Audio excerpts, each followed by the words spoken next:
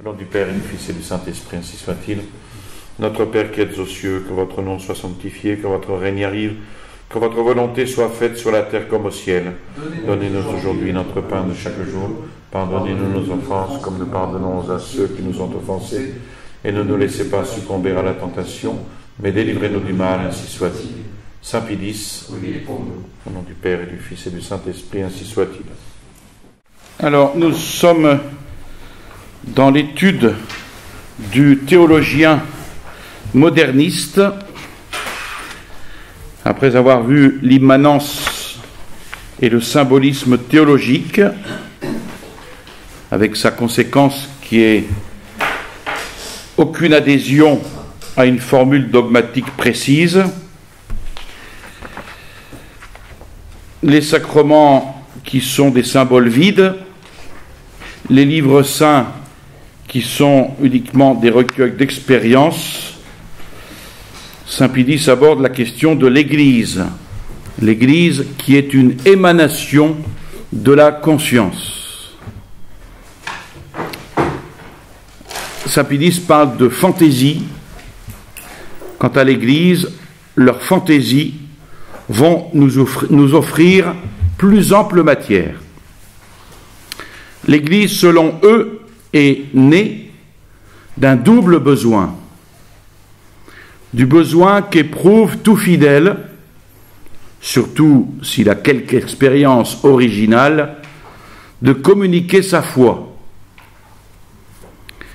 Ensuite, quand la foi est devenue commune, ou comme on dit collective, elle est née du besoin de s'organiser en société pour conserver, accroître, propager le trésor commun. Vous avouerez que c'est une bien pauvre définition de l'Église. Alors, qu'est-ce que l'Église ? C'est le fruit de la conscience collective. Autrement dit, de la collection des consciences individuelles. Conscience qui, en vertu de la permanence vitale, dérive d'un premier croyant, pour les catholiques, de Jésus-Christ.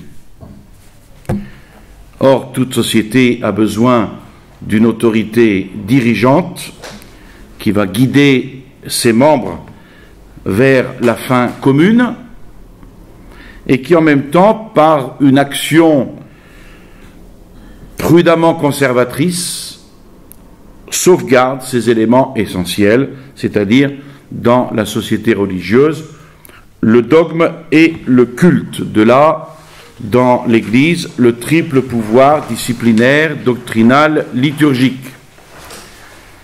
Alors, de l'origine de cette autorité se déduit sa nature, comme de sa nature vont découler ses droits et ses devoirs. Au temps passé, c'était une erreur commune que l'autorité fût venue à l'Église du dehors, à savoir de Dieu immédiatement. En ce temps-là, on pouvait à bon droit la regarder comme autocratique. Mais on en est bien revenu aujourd'hui. De même que l'Église, disent-ils, est une émanation vitale de la conscience collective, de même, à son tour, l'autorité est un produit vital de l'Église.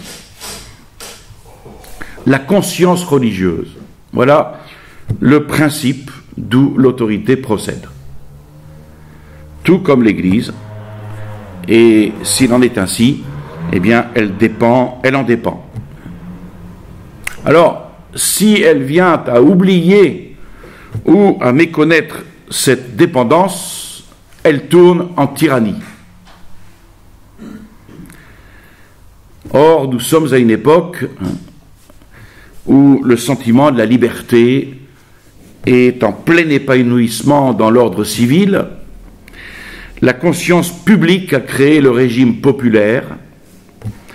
Or, il n'y a pas deux consciences dans l'homme, comme il n'y a pas non plus deux vies dans l'homme. Alors, si l'autorité ecclésiastique ne veut plus ne veut pas, au plus intime des consciences, provoquer et fomenter un conflit, à elle de se plier aux formes démocratiques. Et au surplus, si elle ne le fait pas, c'est la ruine. Car il y aurait folie à s'imaginer que le sentiment de la liberté, au point où il en est, puisse reculer. Voilà ce que pensent les modernistes. Alors, enchaîné de force et contraint, terrible serait son explosion. Elle emporterait tout, Église et religion. Voilà, en cette matière, les idées des modernistes, donc, dont c'est par suite le grand souci de chercher une voie de conciliation entre l'autorité de l'Église et la liberté des croyants. Évidemment, ensuite, le modernisme prône la séparation de l'Église et de l'État. Et il en touche ici un mot, Saint-Pédis en touche un mot. L'Église n'a pas seulement à s'entendre amicalement avec les siens, ses rapports ne se bornent pas au-dedans, elle en a avec le dehors, car elle n'occupe pas seule le monde. En regard, il y a d'autres sociétés avec qui elle ne peut se dispenser de communiquer et d'avoir commerce. Et vis-à-vis de celles-ci, quels sont donc ses droits, quels sont ses devoirs? Et c'est ce que Saint-Pédis détermine, et non pas sur d'autres principes, bien entendu, que sa nature même, telles qu'ils l'ont décrite. Les règles qu'ils appliquent sont les mêmes que pour la science et pour la foi. Sauf que là, il s'agissait d'objets, et ici, il s'agit de fins. Alors, de même que la foi et la science sont étrangères l'une à l'autre, on l'avait vu, et ceci à raison de la diversité des objets, de même, pour eux, l'Église et l'État, à raison de la diversité des fins, fin spirituelle pour l'Église, fin temporelle pour l'État, eh bien, on sépare les deux. Autrefois, on a pu subordonner, disent-ils, le temporel au spirituel, on a pu parler des questions mixtes où l'Église apparaissait comme reine et maîtresse. La raison, c'est que l'on tenait alors l'Église comme instituée directement de Dieu en tant qu'il est l'auteur de l'ordre surnaturel. Mais cette doctrine aujourd'hui est dépassée. Philosophie, histoire s'accordent à répudier cette doctrine. Donc, séparation de l'Église et de l'État. Séparation du catholique et du citoyen. Tout catholique, car il est en même temps citoyen, a le droit et le devoir, sans se préoccuper de l'autorité de l'Église, sans tenir compte des désirs de l'Église, de ses conseils, de ses commandements, au mépris même de ses réprimandes.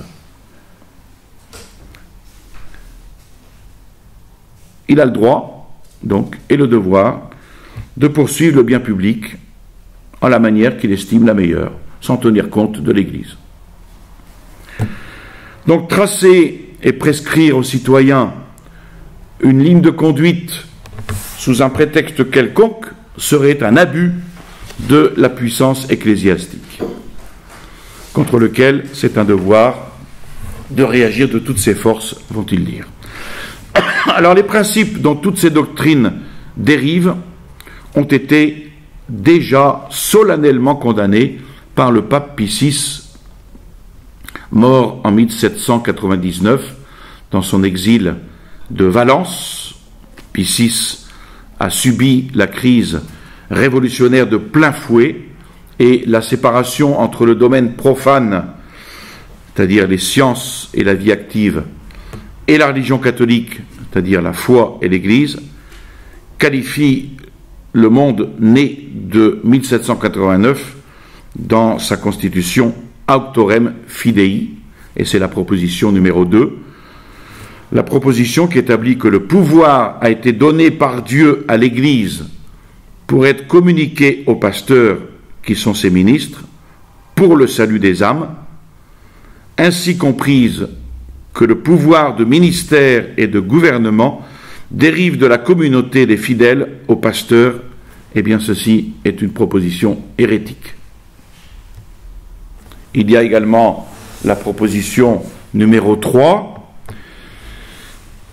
de plus celle qui établit que le pontife romain est chef ministériel, ainsi expliquer que le pontife romain reçoit non pas du Christ en la personne de Saint Pierre, mais de l'Église, le pouvoir de ministère dont il est investi dans toute l'Église comme successeur de Pierre, vrai vicaire du Christ et chef de toute l'Église, est une proposition également hérétique. Donc, il ne suffit pas, à l'écoute moderniste, que l'État soit séparé de l'Église. De même que la foi doit se subordonner à la science, quant aux éléments phénoménaux, ainsi faut-il que dans les affaires temporelles, l'Église s'assujettisse à l'État. Alors cela, ils ne vont pas le dire ouvertement, évidemment. Mais ils le diront quand, sur ce point, ils seront logiques. Alors, poser en effet que dans les choses temporelles, l'État est maître, s'il arrive que le croyant, aux actes intérieurs de sa religion, dont il ne se contente pas d'aventure, en veuille ajouter d'extérieur, comme serait par exemple l'administration des sacrements, la conséquence nécessaire, c'est qu'il tombe sous la domination de l'État. Et que dire de l'autorité ecclésiastique, dont justement il n'est pas un seul acte qui ne se traduise à l'extérieur, eh bien il faudra qu'elle lui soit totalement assujettie. L'Église est assujettie à l'État. C'est l'évidence de ces conclusions qui a amené bon nombre de protestants libéraux à rejeter tout culte extérieur, même toute société religieuse extérieure, et à essayer de faire prévaloir une religion purement individuelle. On est en pleine laïcité. Si les modernistes n'en sont point encore arrivés là, ce qu'ils demandent en attendant, c'est que l'Église veuille, sans trop se faire prier, suivre leur direction et qu'elle en vienne enfin à s'harmoniser avec les formes civiles.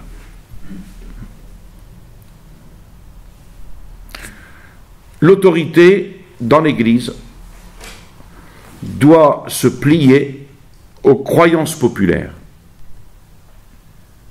Ça, ce sont les idées des modernistes sur l'autorité disciplinaire. Et quant à l'autorité doctrinale, dogmatique, bien plus avancée et pernicieuse sur ce point, sont leurs doctrines. Alors, pour savoir comment ils imaginent le magistère ecclésiastique, nulle société, disent-ils, n'a de véritable unité que si la conscience religieuse de ses membres est une aussi la formule qu'ils adoptent. Or, cette double unité, elle requiert une espèce d'intelligence universelle dont ce soit l'office de chercher, de déterminer la formule répondant le mieux à la conscience commune. On y revient toujours. Et qui ait en outre suffisamment d'autorité, cette formule une fois arrêtée, pour l'imposer à la communauté. Alors vous voyez, de la combinaison et comme de la fusion de ces deux éléments, intelligence qui choisit la formule et autorité qui l'impose, résulte pour les modernistes la notion du magistère ecclésiastique. Et comme ce magistère a sa première origine dans les consciences individuelles et qu'il remplit un service public pour leur grande utilité, il est de toute évidence qu'il doit s'y subordonner, par là même se plier aux formes populaires.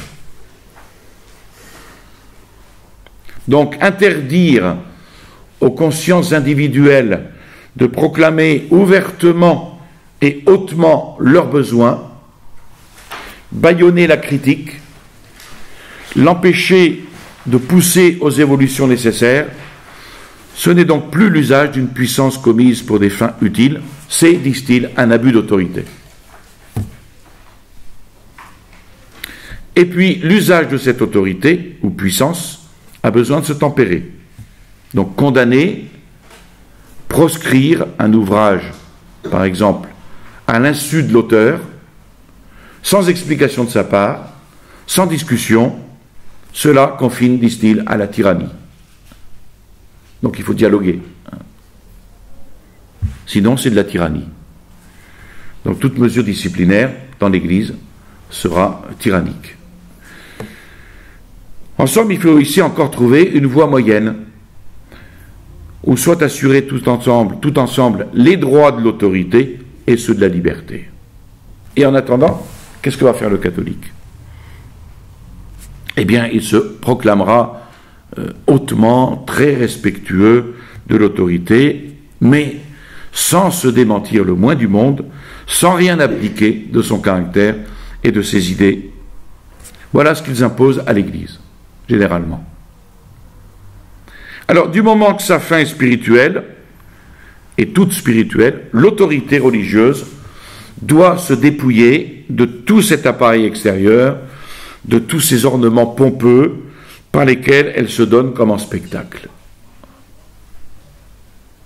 En quoi ils oublient que la religion, si elle appartient à l'âme proprement, n'y est pourtant pas confinée, et que l'honneur rendu à l'autorité rejaillit sur Jésus-Christ qui l'a institué. Ensuite, l'évolution est un conflit entre besoins des consciences et traditions. Pour épuiser toute cette matière de la foi et de ses rejetons, il reste à voir comment les modernistes entendent leur développement. Alors, ils posent tout d'abord ce principe général que dans une religion vivante, il n'est rien qui ne soit variable, rien qui ne doive varier. D'où ils passent à ce que l'on peut garder comme le point capital de leur système, savoir l'évolution. Et des lois de l'évolution, le dogme, l'Église, le culte, les livres saints, la foi même, tout est tributaire sous peine de mort. Alors que l'on reprenne sur chacune de ces choses en particulier les enseignements des modernistes, et ce principe ne pourra surprendre quant à son application et quant à la mise en acte des lois de l'évolution. Voici leur doctrine. D'abord pour la foi, commune à tous les hommes et obscure, disent-ils, fut la forme primitive de la foi. Parce que précisément, elle prit naissance dans la nature même et dans la vie de l'homme. Ensuite, elle progressa. Et ce fut par une évolution vitale, c'est-à-dire non pas par adjonction de nouvelles formes venues du dehors et purement adventices, mais par pénétration croissante du sentiment religieux dans la conscience. Et ce progrès va se faire, disent-ils, de deux sortes: négatif, par l'élimination de tout élément étranger, tel que le sentiment familial ou national, et puis positif, par solidarité avec le perfectionnement intellectuel et moral de l'homme. Ce perfectionnement ayant pour effet d'élargir et d'éclairer de plus en plus la notion du divin, en même temps que d'élever et d'affiner le sentiment religieux. Alors, pour expliquer ce progrès de la foi, il n'y a pas à recourir à d'autres causes qu'à celles-là même qui lui donnèrent origine, si ce n'est qu'il faut y ajouter l'action de certains hommes extraordinaires, ceux que nous appelons les prophètes, et dont le plus illustre a été Jésus-Christ. Ils vont concourir au progrès de la foi. soit parce qu'ils offrent dans leur vie et dans leur discours quelque chose de mystérieux, dont la foi s'empare et qu'elle finit par attribuer à la divinité, soit parce qu'ils sont favorisés d'expériences originales en harmonie avec les besoins des temps où ils vivent. Le progrès des dogmes est dû surtout aux obstacles que la foi doit surmonter, aux ennemis qu'elle doit vaincre, aux contradictions qu'elle doit écarter. Ajoutez-y un effort perpétuel pour pénétrer toujours plus profondément ses propres mystères. Ainsi est-il arrivé, pour nous borner à un seul exemple, que ce quelque chose de divin que la foi reconnaît en Jésus-Christ, eh bien, elle est allée en l'élevant, en l'élargissant peu à peu, par degrés, jusqu'à ce que de lui, finalement, elle a fait un Dieu. Donc le facteur principal de l'évolution du culte, c'est la nécessité d'adaptation aux coutumes et traditions populaires, comme aussi le besoin de mettre au profit la valeur que certains actes tirent de l'accoutumance. Et puis pour l'Église, enfin, c'est le besoin de se plier aux conjectures historiques, de s'harmoniser avec les formes existantes des sociétés civiles. Voilà l'évolution dans le détail. Alors, ce qu'il faut noter spécialement, c'est la théorie des nécessités et des besoins. Elle a d'ailleurs été jusqu'ici à la base de tout. Et c'est là-dessus que portera cette fameuse méthode, que l'on verra après, qu'ils appellent la méthode critique. Et la méthode critique historique.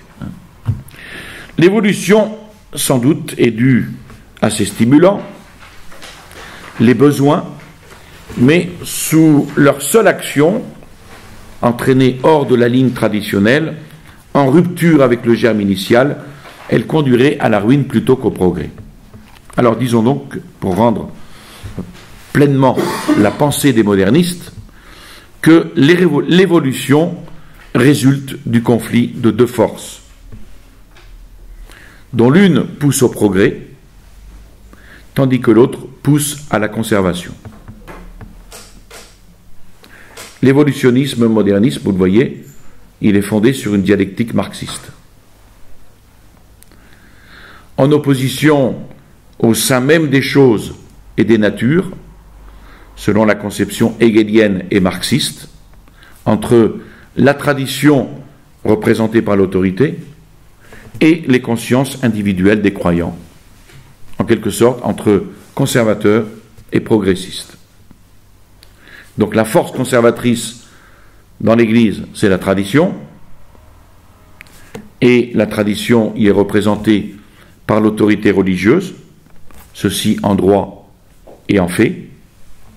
En droit parce que la défense de la tradition est comme un instinct naturel de l'autorité, et en fait parce que planant au-dessus des contingences de la vie, l'autorité ne sent pas, ou très peu, les stimulants du progrès.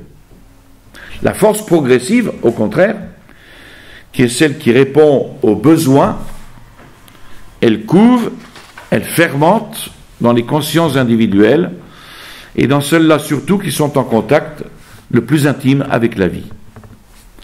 Alors on voit poindre ici cette doctrine pernicieuse qui veut faire des laïcs dans l'Église un facteur de progrès.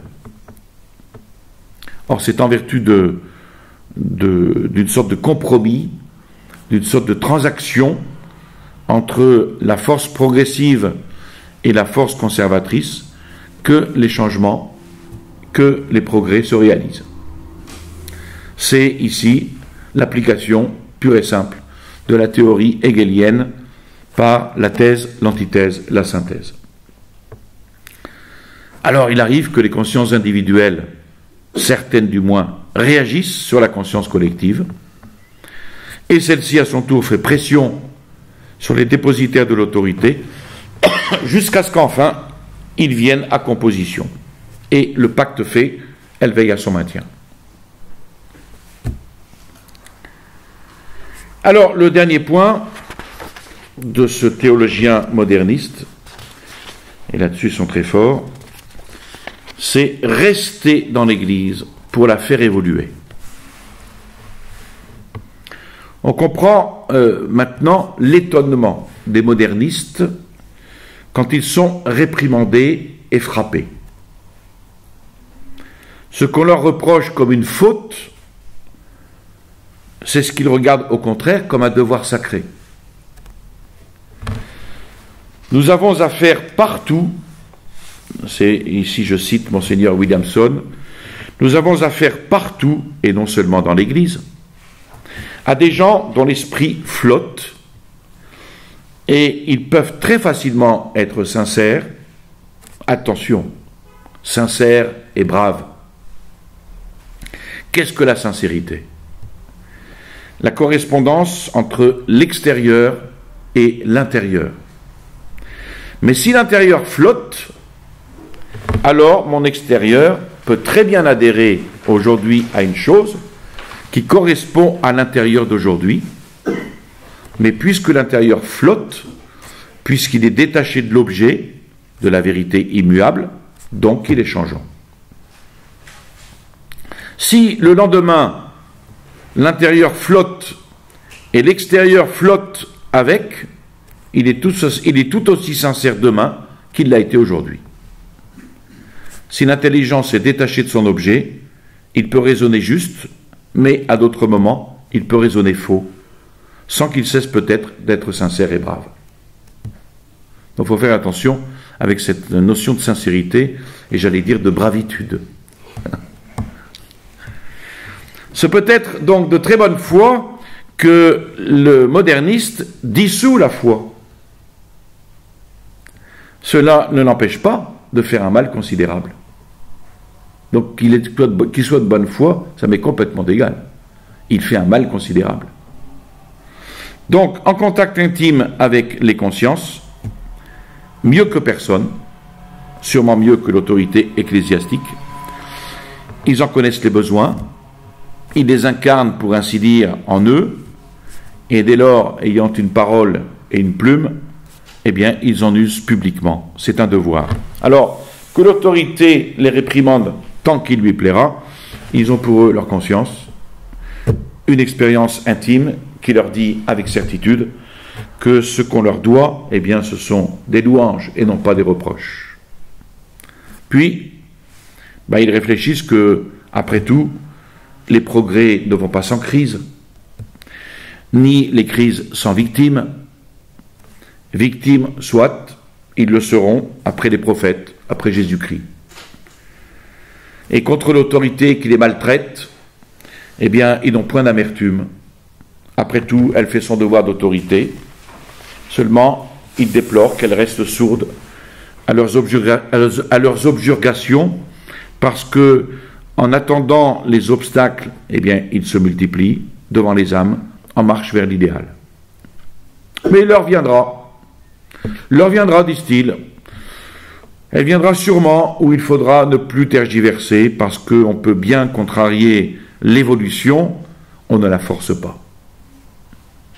Et s'ils vont leur route, réprimandés, condamnés, ils vont toujours, dissimulant, sous des dehors menteurs de soumission, une audace sans borne.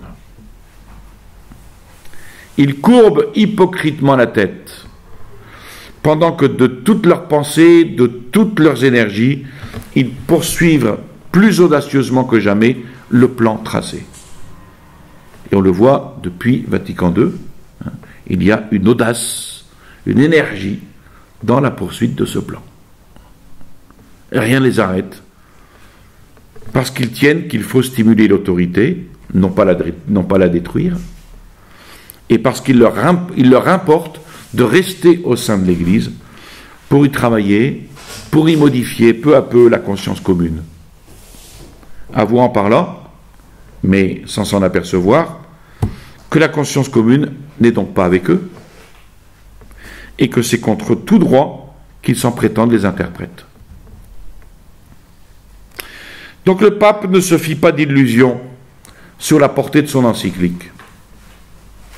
Le 1er septembre 1910, son motu proprio constate que les adeptes des théories modernistes sont regroupés en associations secrètes pour continuer à diffuser leurs idées dans l'Église.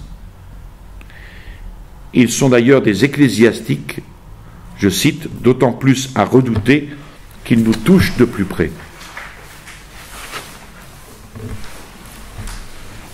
Alors, cette doctrine des modernistes, comme l'objet de leurs efforts, c'est qu'il n'y ait rien de stable, rien d'immuable dans l'Église. Tout est en perpétuelle évolution. Alors, ils ont eu des précurseurs, déjà, c'est pas nouveau, ceux dont Pie IX écrivait, je cite, « Ces ennemis de la révélation divine exaltent le progrès humain et prétendent, avec une témérité et une audace vraiment sacrilège, l'introduire, ce progrès humain, dans la religion catholique, comme si cette religion n'était pas l'œuvre de Dieu, mais l'œuvre des hommes, une invention philosophique quelconque susceptible de perfectionnement humain. » Alors, sur la révélation et sur le dogme en particulier, la doctrine des modernistes n'offre rien de nouveau. On la trouve déjà condamnée dans le syllabus de Pie IX, où elle est énoncée en ces termes: la révélation divine est imparfaite, proposition condamnée évidemment, la révélation divine est imparfaite, sujette par conséquent à un progrès continu et indéfini, en rapport avec le progrès de la raison humaine. Vous voyez, c'est pas nouveau. Déjà, sous Pie IX, ce modernisme était condamné.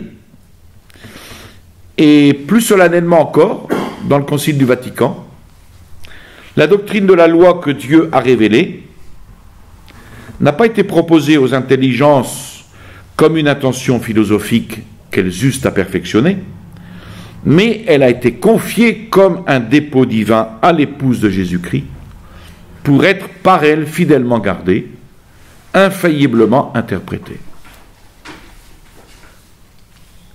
C'est pourquoi aussi le sens des dogmes doit être retenu tel que notre Sainte Mère d'Église l'a une fois défini, et il ne faut jamais s'écarter de ce sens sous le prétexte et au nom d'une plus profonde intelligence. Voyez, par là, et même en matière de foi, le développement de nos connaissances, loin d'être contrarié, au contraire, il est favorisé, il est secondé. C'est pour cela que le Concile du Vatican poursuit que l'intelligence, que la science, que la sagesse croissent et progressent d'un mouvement vigoureux et intense, en chacun comme en tous, dans le fidèle comme dans toute l'Église, d'âge en âge, de siècle en siècle, mais seulement dans son genre, c'est-à-dire selon le même dogme, le même sens, la même acception. Alors, après avoir étudié chez les modernistes le philosophe, le croyant, le théologien, il reste à considérer l'historien, le critique, l'apologiste et le réformateur. Alors, en quatrième point, voyons l'historien moderniste. Certains d'entre les modernistes, adonnés aux études historiques, paraissent redouter très fort qu'on les prenne pour des philosophes. De philosophie, ils n'en savent pas le premier mot. Astuce profonde. Ce qu'ils craignent, c'est qu'on ne les soupçonne d'apporter en histoire des idées toutes faites, de provenance philosophique, qu'on ne les tienne pas pour assez objectifs, comme on dit aujourd'hui. On retrouve toujours ici cette crainte de la philosophie, pas de philosophie avant la théologie, pas de philosophie dans l'histoire. Donc l'importance donnée à l'histoire au XIXe siècle oblige l'Église à une position antimoderniste, refusant 3 principes de la civilisation moderne rejetés par le syllabus. Numéro 80. La critique des textes sacrés par les méthodes historico-critiques, l'autonomie du savant et du scientifique en toute recherche, et la critique de la connaissance de la foi par la raison. Alors, les modernistes, comme par exemple l'abbé Loisy en Écriture sainte, ou Duchesne en Histoire de l'Église, ils acceptaient les 3 principes. Il en résultait que l'Église et la religion seraient étudiées en fonction de la philosophie dominante du progrès et de la conscience historique. Et les 2 conjugués faisant le relativisme doctrinal. Le progrès nécessaire fait évoluer les vérités et leur formulation à partir d'un germe initial, la Bible, pour simplifier. Ça, c'est la position de Loisy. La connaissance de la conscience historique du peuple de l'Ancien Testament et du Nouveau Testament, elle aussi en perpétuel changement sur les 2000 ans jusqu'au Christ, expliquait la formation, la rédaction des livres sacrés et des croyances judéo-chrétiennes. Donc pour les connaître vraiment, il fallait donc se placer à ce point de vue, l'histoire, la philologie, l'archéologie et leurs sciences annexes devenaient prépondérantes sur la philosophie et la théologie. Donc plus de théologie, plus de philosophie dans le domaine historique, mais on va se plonger dans la philologie, dans l'archéologie, dans les sciences annexes. Et pourtant, que leur histoire, que leur critique soit pure œuvre de théologie, que leurs conclusions historico-critiques viennent en droite ligne de leurs principes philosophiques, rien de plus facile à démontrer. Leurs 3 premières lois sont contenues dans 3 principes philosophiques déjà vus, à savoir le principe de l'agnosticisme, le principe de la transfiguration des choses par la foi, et le principe, enfin, que nous avons cru pouvoir nommer de défiguration. Donc, de par l'agnosticisme, l'histoire, non plus que la science, l'histoire ne roule que sur des phénomènes. Conclusion, Dieu, toute intervention de Dieu dans l'histoire, dans les choses humaines, doivent être renvoyées à la foi comme de son ressort exclusif. Que s'il se présente une chose où le divin et l'humain se mélangent, Jésus-Christ par exemple, l'Église, les sacrements, il y aura donc à scinder ce composé et à en dissocier les éléments. L'humain restera à l'histoire, le divin ira à la foi. Le miracle, par exemple, le miracle est refusé par l'historien moderniste ou rationaliste parce qu'il est invraisemblable. Cependant, à force de rechercher le vraisemblable, la critique historique en oublie la vérité des faits. Et sur ce point, par exemple, le père de Tonquédec rappelle que le vrai peut quelquefois n'être pas vraisemblable, et le vraisemblable peut être faux. Le meilleur des exemples, c'est celui de Sainte Jeanne d'Arc, dont l'épopée est incompréhensible si on ne fait pas appel à ses voix. Le maintien de l'Église depuis 2000 ans au milieu des persécutions sans cesse renaissantes, c'est aussi un autre miracle de ce genre-là. Donc de là, fort courante chez les modernistes, la distinction du Christ de l'histoire et du Christ de la foi. Une expression que vous retrouverez souvent dans les écrits modernistes. Le Christ de l'histoire, le Christ de la foi. Ou l'Église de l'histoire, l'Église de la foi. Les sacrements de l'histoire, les sacrements de la foi, et ainsi de suite. Puis, tel qu'il apparaît dans les documents, cet élément humain retenu pour l'histoire a été lui-même transfiguré manifestement par la foi, c'est-à-dire élevé au-dessus des conditions historiques. Alors il faut donc en éliminer toutes les adjonctions que la foi y a faites, les renvoyer à la foi elle-même et à l'histoire de la foi. Par exemple, en ce qui regarde Jésus-Christ, tout ce qui dépasse l'homme selon sa condition naturelle et selon la conception que s'en fait la psychologie, l'homme aussi, de telle région, de telle époque. Et puis enfin, au nom du troisième principe philosophique, les choses même qui ne dépassent pas la sphère historique sont passées au crible. Tout ce qui, au jugement des modernistes, n'est pas dans la logique des faits, comme ils disent, tout ce qui n'est pas assorti aux personnes est encore écarté de l'histoire et renvoyé à la foi. Et ainsi, ils prétendent que Jésus-Christ n'a jamais proféré de parole qui ne put être comprise des multitudes qui l'environnaient. D'où ils infèrent que toutes les allégories qu'on rencontre dans les discours de notre Seigneur doivent être rayées de son histoire réelle et transférées à la foi.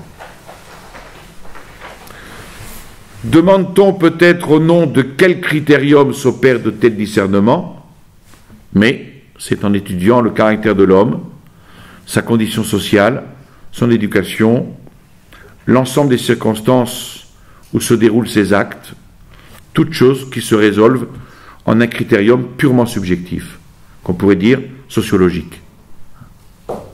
Voilà le procédé. Donc ils cherchent à se revêtir de la personnalité de Jésus-Christ, puis tout ce qu'ils eussent fait eux-mêmes, en semblable conjecture, ils n'hésitent pas à le lui attribuer.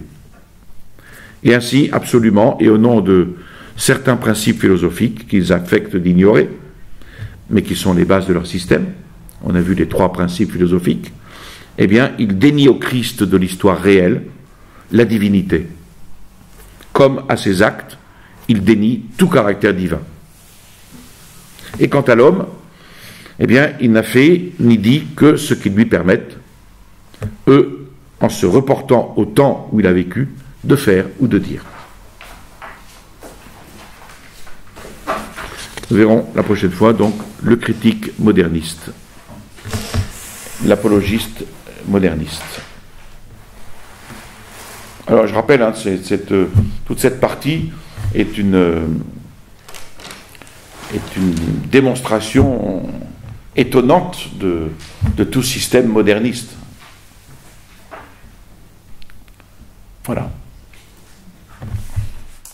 Je vous salue Marie, pleine de grâce, le Seigneur est avec vous. Vous êtes bénie entre toutes les femmes, et Jésus, le fruit de vos entrailles, est béni. Sainte Marie, Mère de Dieu, priez pour nous pauvres pécheurs, maintenant et à l'heure de notre mort, ainsi soit-il. Au nom du Père et du Fils et du Saint-Esprit, ainsi soit-il.